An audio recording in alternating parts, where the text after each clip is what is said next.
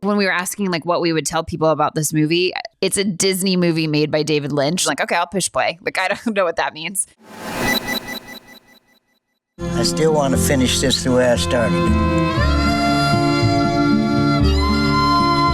And this trip is a hard swallow for my pride. I just hope I'm not too late. You've got two brothers that haven't spoken in 10 years. I want to make peace. I want to sit with him, look up at the stars, like we used to do so long ago. It's my most experimental film because you follow a line, like you say, a very linear line that you can't deviate from in any way, and you have very few elements to work with. The Straight Story was brought to us by whom? You. You were the one who did it. You, dude. You. I would purport it was Robbie's excitement that sealed the deal for this. Sealed the deal is not the same question as who brought this to the pod, Your Honor. And you brought it, and I didn't know much about it. Like, you had sort of texted me that you had done this and all of that. And Robbie's exuberance, yes, as you put it, really did seal the deal. Yeah, Robbie, you clapped when I said it.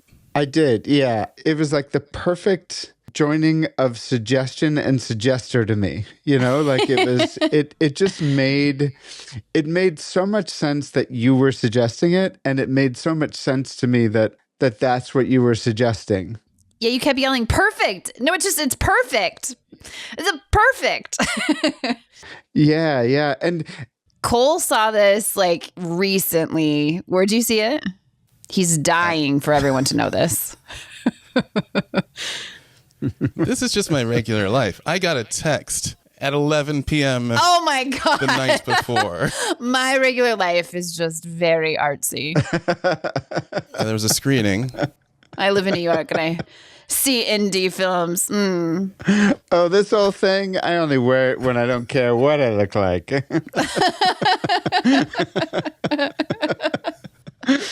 Oh, this is my regular life. Go on. Tell us about your regular life, Cole.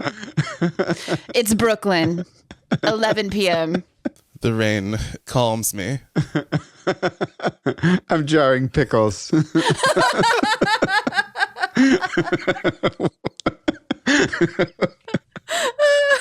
When I get a text. The Straight Story, the only Lynch that I haven't seen, and I was hoping that it was going to be the one that actually made me like Lynch. Ooh, scorched earth out the gate. See? Okay. All right. Wow. Oh, that's a revelation in this. Yeah. Wow. So the only reason you wanted to see it was because you didn't like David Lynch, and this was the only one that you hadn't seen. Essentially, like, I'm supposed to like David Lynch. Like, people have been like, oh, you obviously love David Lynch. Nobody knows you at all. I would never. How come you don't like David Lynch? Like, or up to this point, why didn't you like The Master? Oh, we have a podcast fight.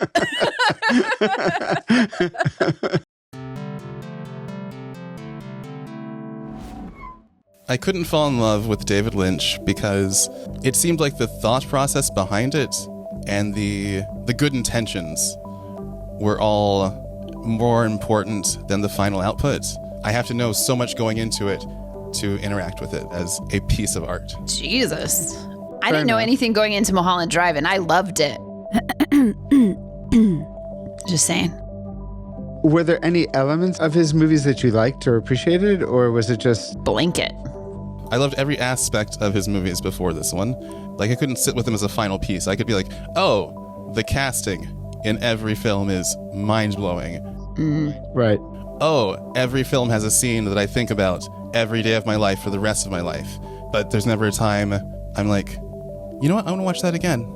I want to watch scenes and breakdowns of his scenes and sit with him and have coffee. And I want him to be like the father of my children. But I hope he carries your baby one day. I don't find the need to watch a story from him from start to finish ever. Maybe it's a spoiler alert, but did that changed with this film, right?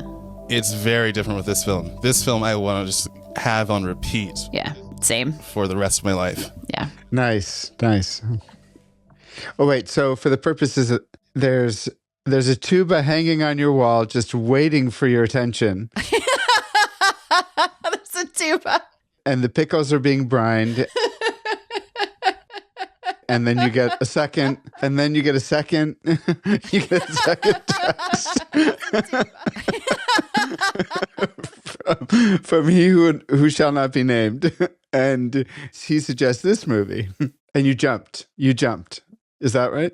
Yeah, I pretended to check my calendar. I didn't check my calendar. I said, I'm checking my calendar. Uh-huh. Which you have carved in stone on the wall. Right. Much like you keep your body count with an abacus.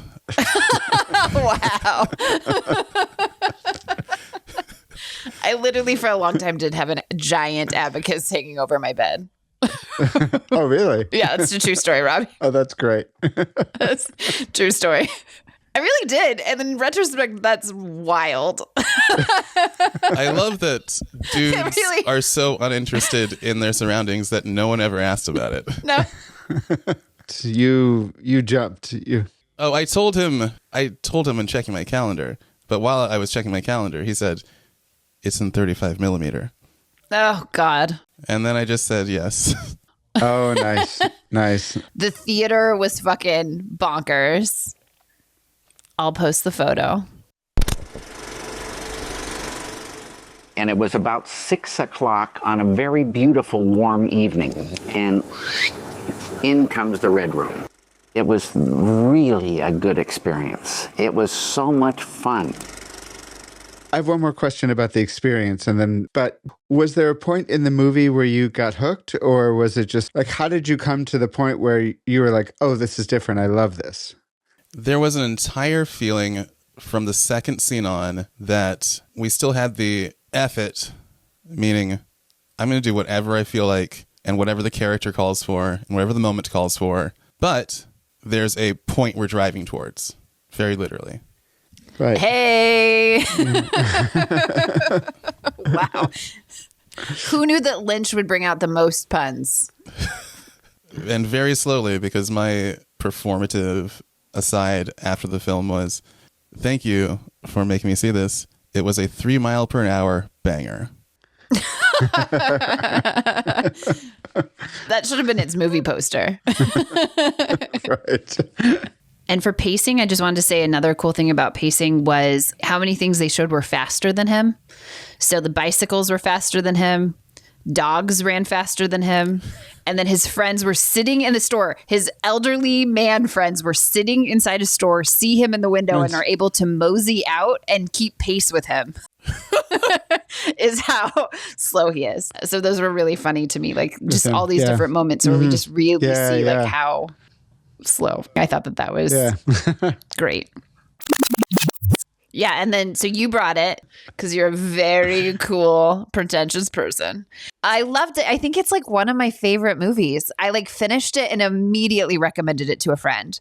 And I was just really like, I had missed so much in the first viewing. And like, I had just talked to a friend who's a veteran and I immediately texted him after the movie finished, but thinking about that scene with him and the other veteran. And I just was like, this is poetry. Yeah. Like they have a line that just, I felt like encapsulated what I would want to say about the experience. So I immediately was like, I have a movie. You've got to watch it.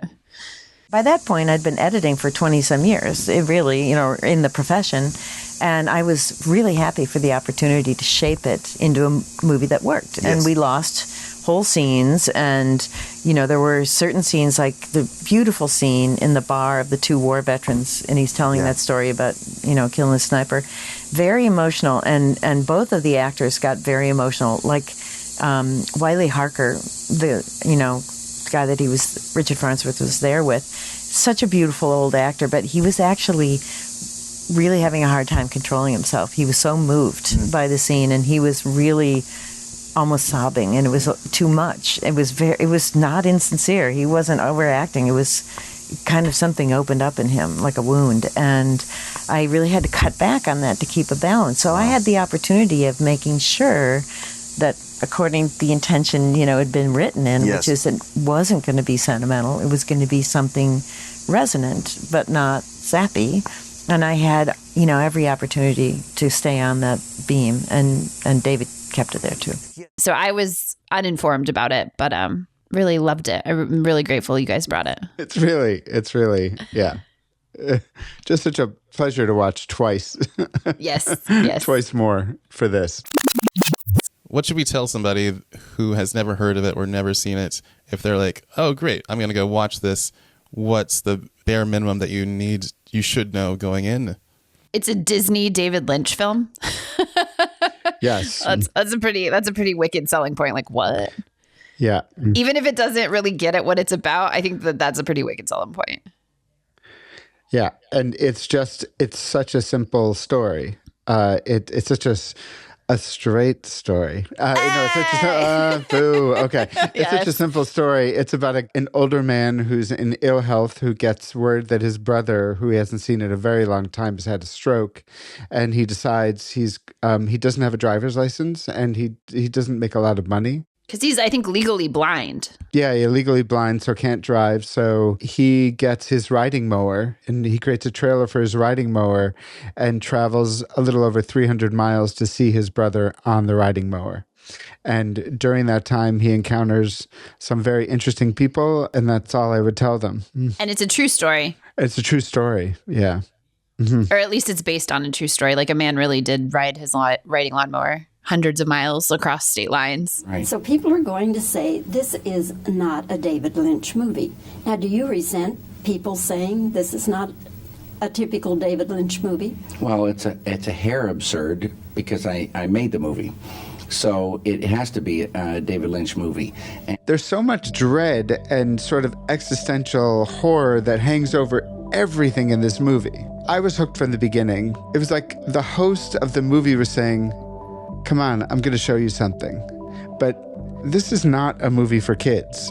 It wasn't a friendly host. It was like a slightly scary host who enjoys making fun of kids maybe, or enjoys I'm going to show you something that you're not going to particularly like, but I want to see how you respond to it. Existential horror is a great word for it. There's a lot of the circus master kind of taking you in and being like, you're going to see some amazing things, but you're going to also be uncomfortable and a little scared and a little moved. Yeah.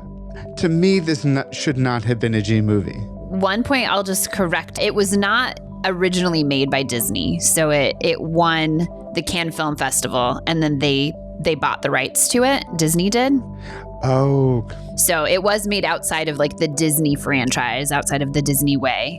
No, that's important. On paper, it's one thing, and in reality, it's a totally different thing. So yeah, it's a David Lynch Disney movie that's G-rated, and okay, I'll bite. But it's so not that. Yeah. It's none of those things. It's actually a super Lynchian, surreal, haunting horror movie that's also really sweet and really funny. And so it is G-rated because it is just, an elderly man on a journey. But it's very, very funny, and so it hides how dark it is. Some intro stuff. This was not written for Lynch, not written by Lynch, actually written by Mary Sweeney, the film's producer and editor. So she could cut out all of the weird BS, and the story seems to have no room for weird BS, and yet it is the Lynchiest of all Lynch. Yeah. David Lynch describes the straight story as his most experimental film. Mm-hmm. Mm-hmm. That makes sense, though. Yeah. Oh. In a funny way. Yeah. Because it's out of his wheelhouse, right? Eventually, David directed a film that you wrote, The Straight Story. Yeah. I read something where he said he thought it was his most experimental film, which is and funny. the most abstract film, I think he said, was another thing he said about it. It's very hard to make a slow movie like that. And I think that's what he was referring to. Yes. And we really struggled. It was a very, it was an interesting edit because, it was a slow motion old fart road movie and not much happened. But it was a beautiful film. I think that's exactly how it becomes so Lynch, is when you strip away everything, you take away all of his go-tos and tools. You're do the most opposite thing possible. I think that's when you see the real like voice of a director or an artist. His voice comes through so clear when you're like, don't do any of those things. And he's like, okay, but I can't not do them. I probably, before seeing this, couldn't necessarily tell you what Lynchian was. But watching this, I was like, oh, yeah. I could see how it would feel so experimental to him because I think it's like they stripped away everything he's used to reaching for. I honestly think it would be a good exercise for everyone. Do the opposite of what you think you should be doing right now and then like learn what your voice is. Every anecdote's behind it. I am always surprised of what is mimicked perfectly from real life versus, oh, we just added this because it's a movie story. It's not a piece of journalism. Right. A quick example, the effing woman with the deer is real life. Really? Which is the most Lynchian moment of all. Yeah. I want that tattoo now. Where do they all come from? Yeah. And I love that she's looking around first. Oh my God. Just for the audience on this one of the instances of this is that he's riding around and all of a sudden, is it music that comes? Like, I think so. Yeah, it's like this very dramatic music comes up. You hear it way before. And then you see Richard Farnsworth's face, but you hear the skidding and this thump in the background. And he gets off and he goes, and there's this woman, there's a car, a deer lying dead on the road, a car that is like steaming from the engine, and it's like from the hit. Yeah, from the hit, and this woman with red hair is kind of crazy. Chaos agent. Is like I guess she's hit like 17 deer or something within 14 in 7 weeks or something. Yeah, 14 14 deer. 7 weeks. And then she's just looking around and there's nothing in the landscape. And she's like, where do these things come from? You just hear it. You don't see it. So you see Richard Farnsworth's face. You see Alvin's face. You like the camera's focused on his face. You hear the crash and all of it. And then it just cuts to like there's like a dead deer on the road. And all she says is, where do they come from? And she goes, and I love deer. That's right. And she's like, I play music. I roll my windows down. I have to go 40 miles to work, 40 miles from work, and I have to go to work. Yeah. Where do they come from? And it's just like vast open space. Like it's not like they could hide at all. Oh my God. And then she just gets back in her car, drives away, and like leaves this dead deer for him standing there still. It is like, it shouldn't be so funny, but it's hilarious. Yeah. It's hilarious. And it's so weird and Lynchian and surreal. And but I guess it's a real anecdote. To more detailedly respond to your question of when were you in, that was the moment that I was cackling in the theater and like applauding, and everyone else was nodding thoughtfully of this confirms all of our thoughts about Mr. Lynch. I died. I was like cackling as well. Yeah. I was in, I didn't answer that question. I don't know that you asked me, but I was in the movie as soon as Sissy Spacek, Rosie and Alvin just had like a really touching moment. Like their relationship really won me. And my grandpa's like the most important human who's ever lived. And so just that sort of dynamic and care, I was like, okay, I'm committed to whoever these people are and whatever they're going to do. It was such a sweet story. But the moment that I was like fucking committed to this movie was the deer moment. Like I was like all in, like face forward, phone down, like not going to miss a second, whatever this thing is. And I texted Cole and I was like, that was the moment where I texted Cole and I was like, this movie is the most Lynchian of Lynch movies. And he just wrote back, where do they come from? Like he knew exactly like what I was like, what the moment that I was like referring to. For example, the deer lady scene, that's as written. by us. The only screenplay David didn't have anything to do with on all his films. But clearly, the location he shot to go along with the "where did they come from" line and things like that is, it's David's own kind of oddball, fantastic sense of humor, very signature sense of humor. And it does make you wonder when you see that, where do they come from? Yeah, no, that's why he picked that location. It's important for everybody to know that this was shot in sequence, meaning that the first scene that you see on screen was the first scene that they shot, the second scene that you see on screen was the second scene that they shot, and so on and so forth until you get to the end. Cole, how did he not get sunburned? That was a question I had the whole time. I've made but one film, and we had to stop production to buy sunscreen. So I was really impressed he didn't get burned. Yeah, I don't have an answer to that. That's interesting. I think Iowa sun is different than Parisian sun, perhaps. Yeah. I love that I was there, but you said it. So that's that's your pretentious sentence. Other bullet points that people should know. The lead, Richard Farnsworth, died shortly after filming and never disclosing that he himself was already suffering from cancer before the production started. Mm-hmm. Which he's a phenomenal actor, like unmistakable, brilliant.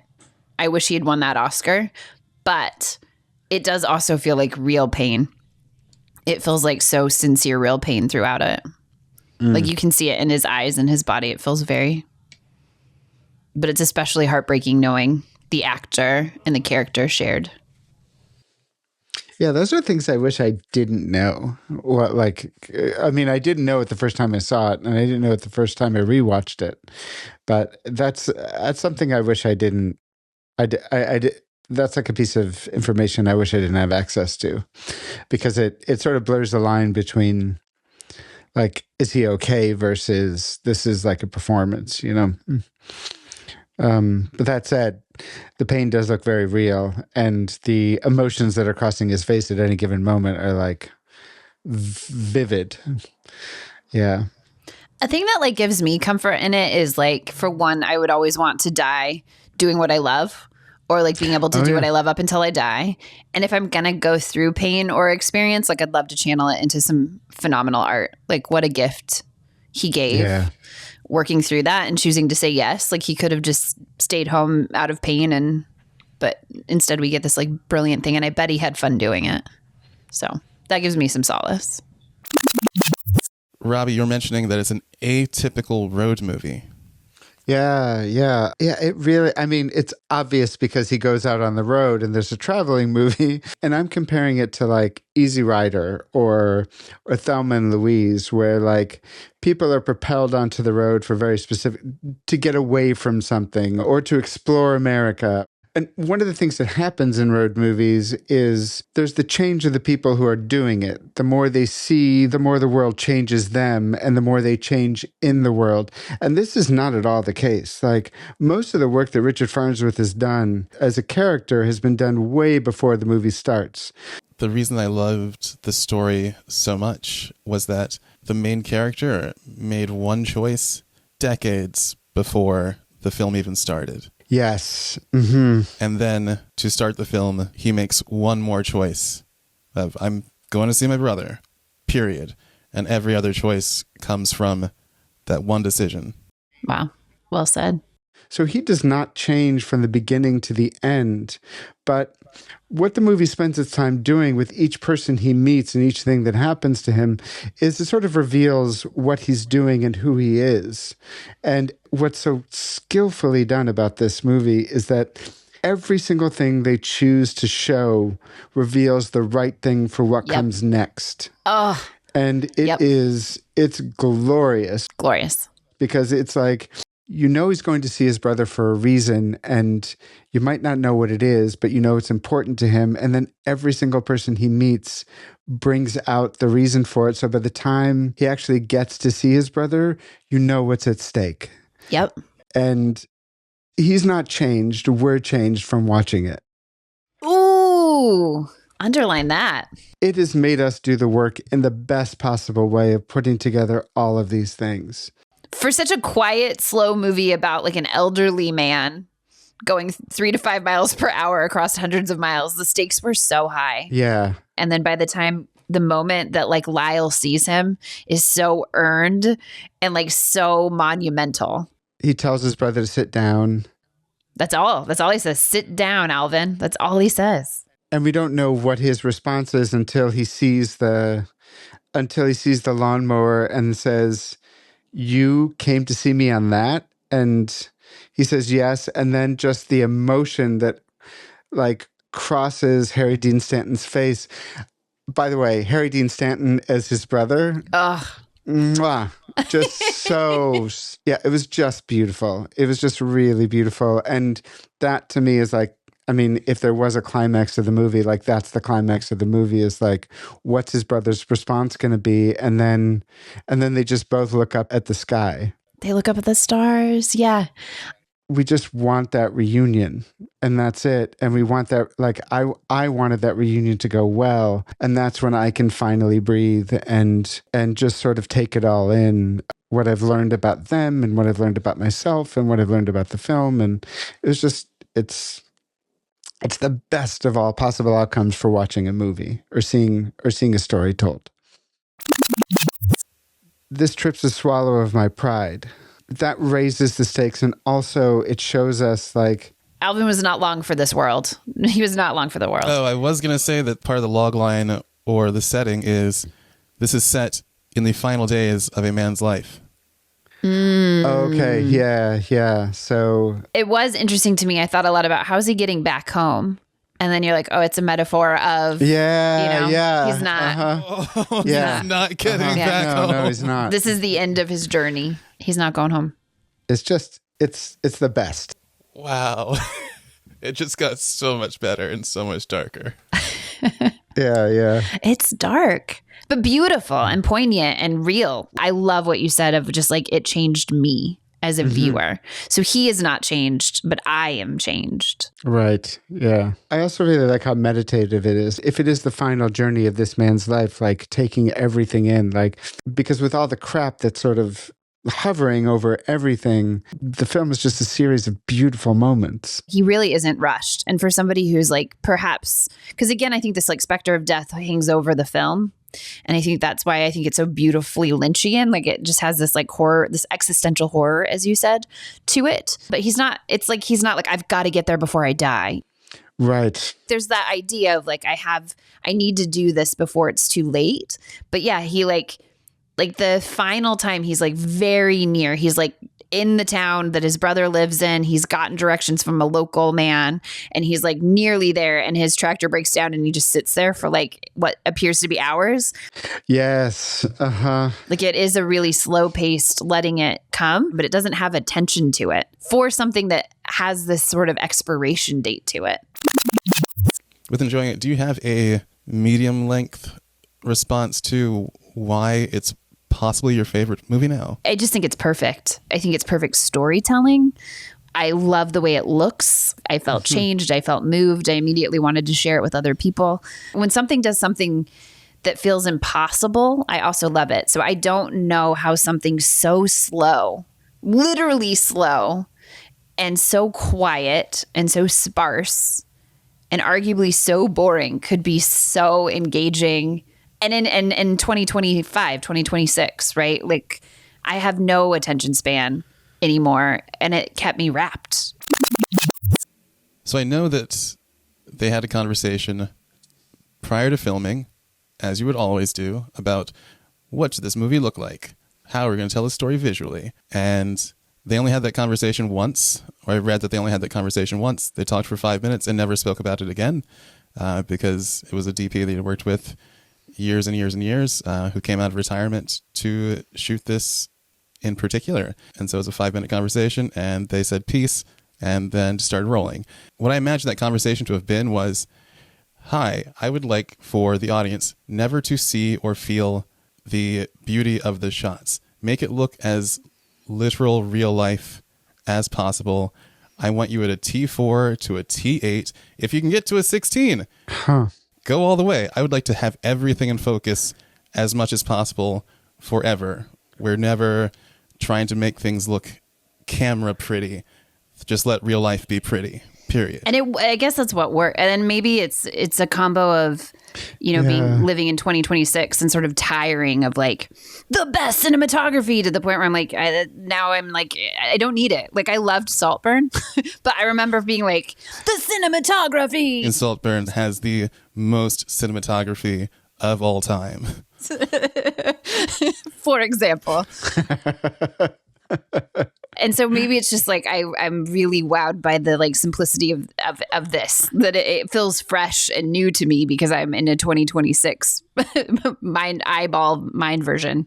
That was the weirdest sentence that made no sense, but whatever. It was also very observational and practical. The cinematography was invisible and you don't think about the camera. A statement I would like on record is that it looked like it was shot on a 35 millimeter iPhone. Huh. Which, if that makes sense to anybody else, let's get married.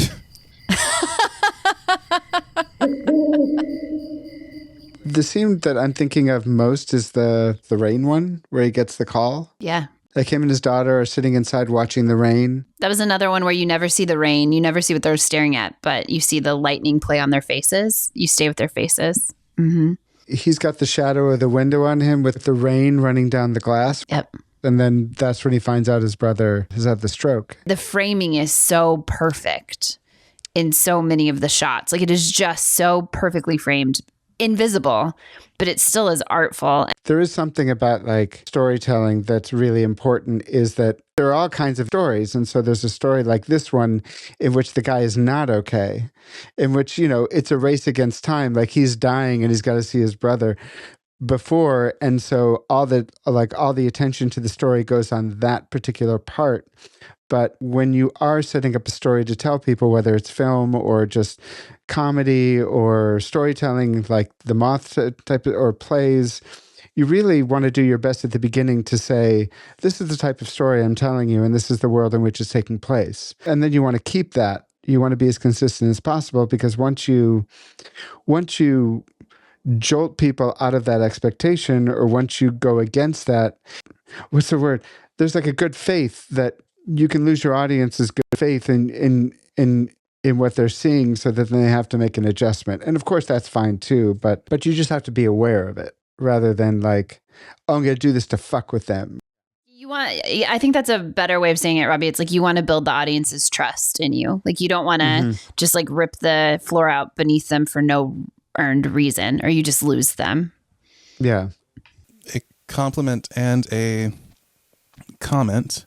The reason which you're fulfilling throughout this entire recording, but the reason I find it wildly interesting and can stand editing a 2-hour conversation for 48 hours total is you never say things that other people have said about the very same topic. I've listened to 12 on double time, but I listened to 12 different podcast episodes about the straight story, and none of what you or we are saying is the same as what I've heard before.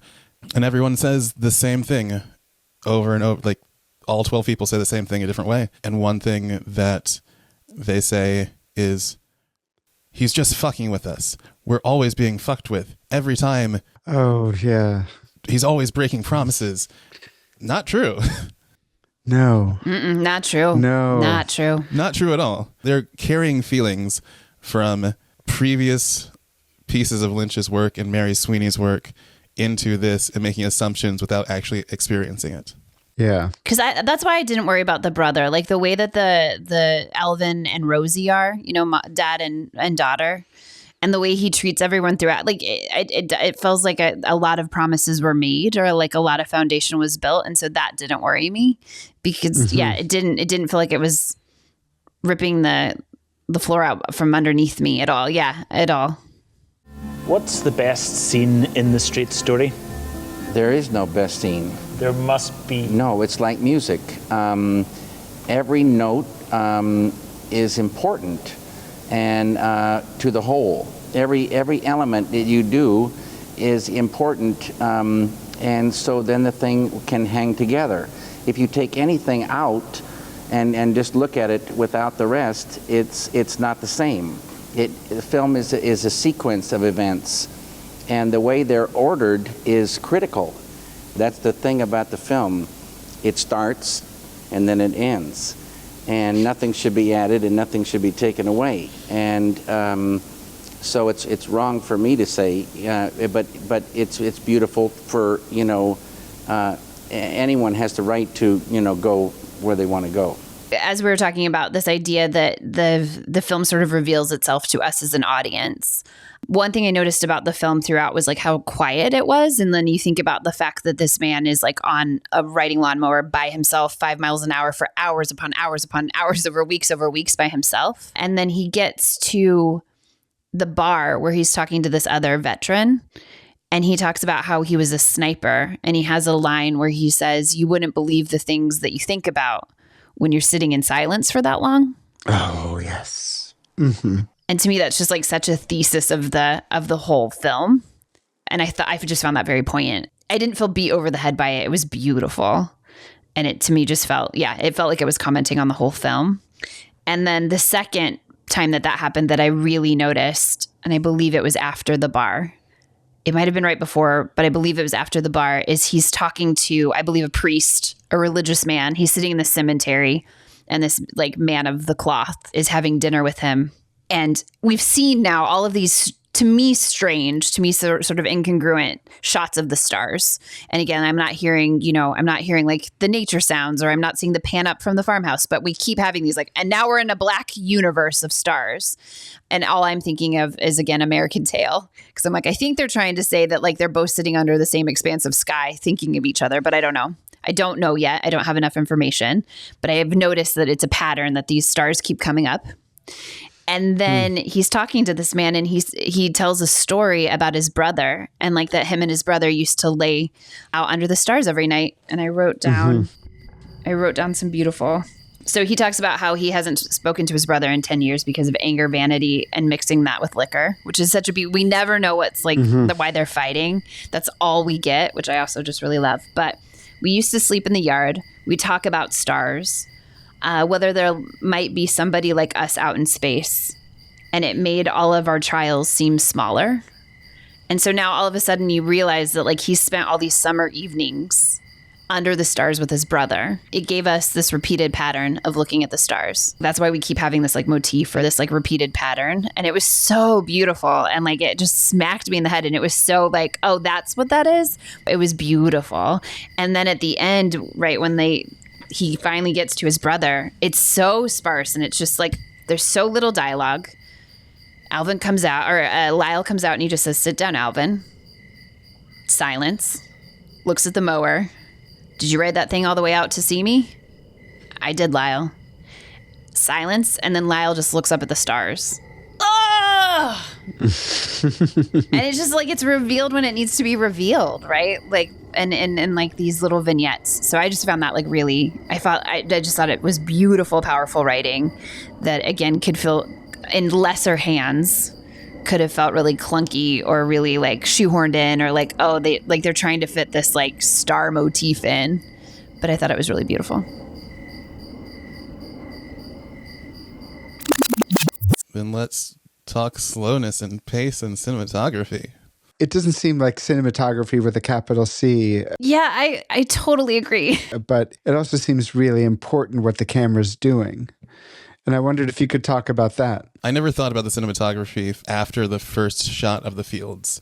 Something visually really worked for me, and the camera was a part of it. We've come full circle. Like we've gone so far into cinematography with a capital C that now it's like I just want like the scenes to sort of speak for themselves, or like the moments. I really love the set design. I would like the Western that I want to make. I will now be using this as my reference, I think, because it just has, I liked the visuals I saw on camera and what was in the frame as opposed to out of the frame. I thought was really excellent. And I was really struck by two things. And one was that a lot of times, and you touched on this, Robbie, in a different way, but a lot of times you'll see the characters looking at something that you never see.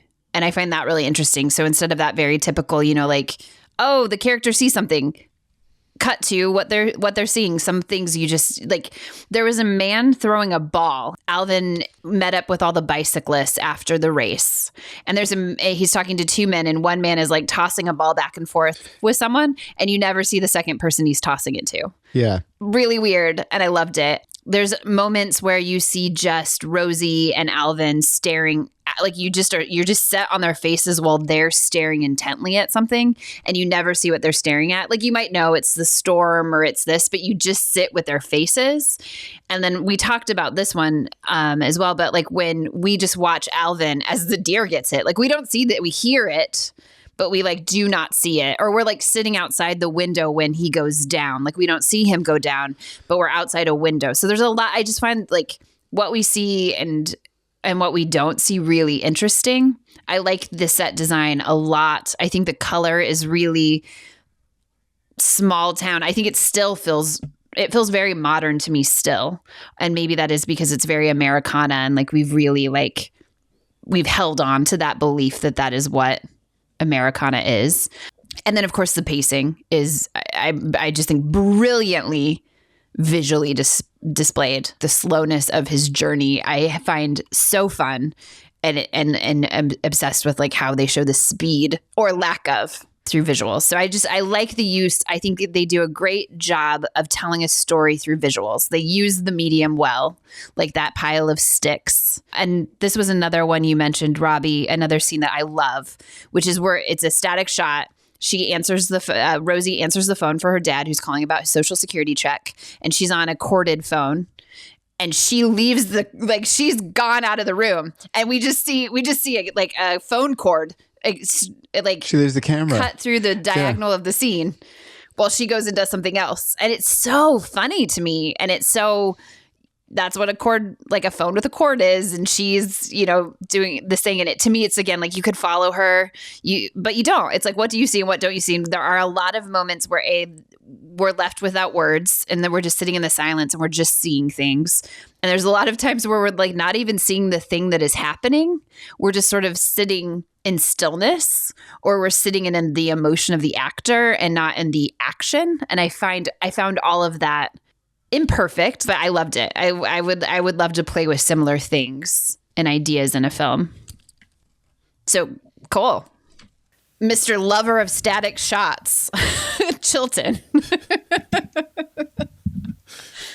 It's interesting that you couched this statement in cinematography when almost nothing that you described was cinematography. I know. I knew you were going to call me out for that.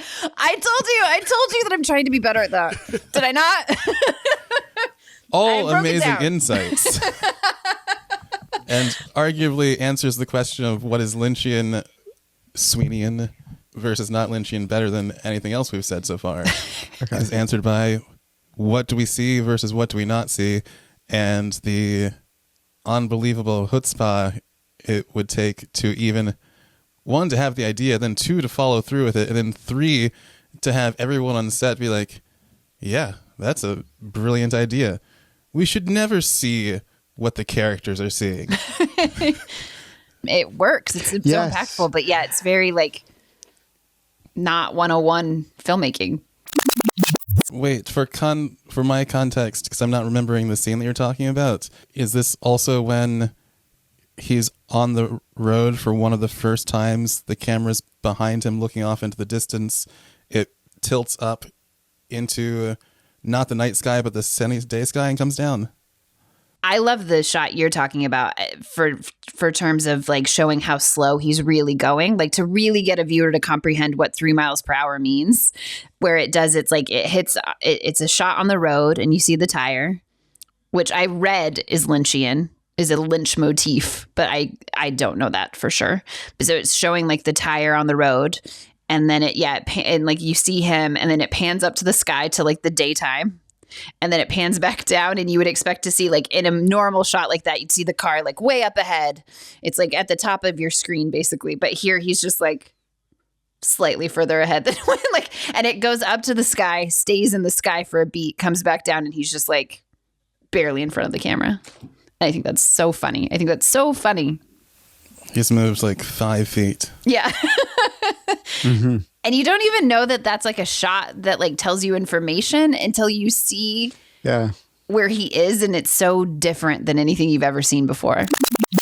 In the war story bar scene, did you notice, and did it have a big impact for you in the final shot of it, that they've pulled out so that we can see in the background that the bartender or some guy working at the bar has been sitting there quietly in a corner in silence, hearing all of this as well? I noticed it yesterday, and I like the reveal, and also something about having a young person in the scene, just seeing those two older men, the miles on them. Yeah, I mean, it's funny. You're sitting in the bar, and all of a sudden now we're getting these like weird flashback sounds from the war. Like that doesn't happen anywhere else. Like it's not a part of this world or a part of like the tapestry we're weaving, but it's happening, which is, I guess, kind of Lynchian. Like he just is like, we're going to do this now and I'm not going to explain myself. I just decided, or maybe it's Mary Sweeney and her editing. I mean, I think an editor makes a movie and she's the editor. While the credits rolled and I saw, oh crap, she wrote, edited, and produced this, I thought there's something big I'm missing about the behind the scenes of all this. And looking her up, Mary Sweeney was his producer and editor for 20 years. She edited Twin Peaks, Fire Walk with Me, Hotel Room, Lost Highway, The Straight Story, and Mulholland Drive. And was a consulting producer on the series The Romanoffs, for which she wrote episode 3, House of Special Purpose. She then directed her own feature films, Nadia and Baraboo. The rhetorical question, would David Lynch as we know him exist without Mary Sweeney? No. But that's a brilliance of any great collaboration. I just wish she got more flowers for it. You know, I think like super fans maybe know of her, but I feel like his name is such a titan, and I think she is a genius. He's brilliant, but she deserves all the flowers. She deserves so much of the credit. I highly support your statement that the editor is the writer of the film, or at least the rewriter, and she's editing this and many others of his. And how is that not a top line credit? Yeah. I just read something about this. Editing was thought to not be important, so women often did it. Whoa. And like there is like more of a move nowadays to realize like the importance of the editor and how that is actually like an extremely important role, but it was often dismissed and therefore like women did it. Ask me one more question, and then, I will.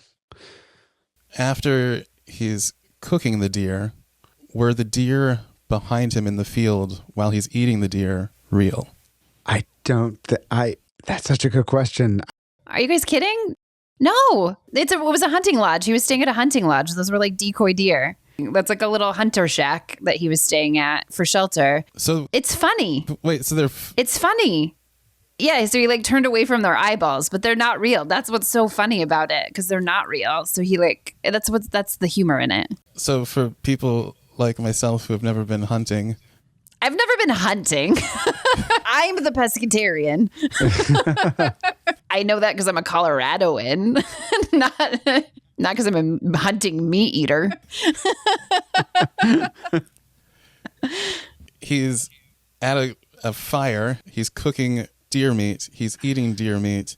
He's ostensibly outdoors, and we see deer behind him. Those deer, you're telling me, are not either premonitions of a dream or metaphors, and they're not fuzzy, furry, living, breathing deer. They're like deer models. Yeah, correct. I feel dumb. I was like, these are metaphor dream deers or living, breathing deer, and it was neither. I'm sorry, what was that word you just used? What did you think you saw?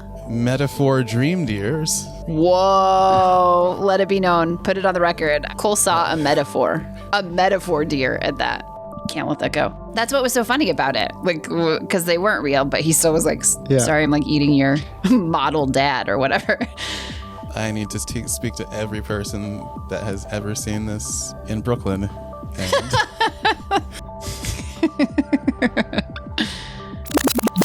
what favorite lines did you write down? This trip's the swallow of my pride is a good one. Look up at the stars, Rose. The sky sure is full of stars tonight. I want to tattoo that because it sounds like my grandpa. It's the way he speaks is so, his cadence is so strange and it's so poetic though. The sky is sure full of stars tonight. Oh, Go ahead. I like when he's like negotiating the mower and he says, well, friend, are you charging me for good or new? Well, the worst part about being old is remembering when you were young. You don't think about getting old when you're young. You shouldn't. At my age, I've seen about all that life has to dish out. I know how to separate the wheat from the chaff and let the small stuff fall away. Where do they all Where do they all come from? Where do they all come from?